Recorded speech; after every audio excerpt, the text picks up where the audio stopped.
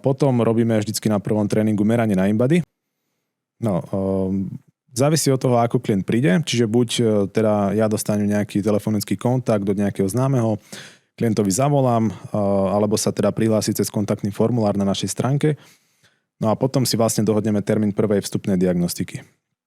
Na tej vstupnej diagnostike robíme anamnézu, to znamená, že zisťujeme klientov zdravotný stav, nejaké pohybové obmedzenia, pohybovú aktivitu, akú vykonáva práve.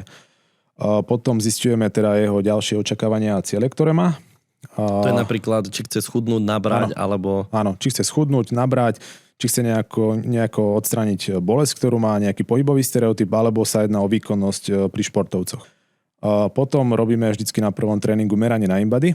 Tam zisťujeme zloženie tela. Váha nám vie pekne ukázať asymetrie človeka, čiže ktorú končatinu má možno viac zasvalenú, na ktoré má menej svalov.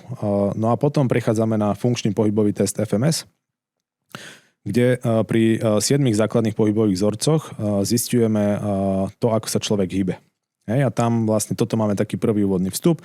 Všetko to s klientom vyhodnotíme, poviem mu, že teda čomu by sme sa mali venovať v tréningovom procese.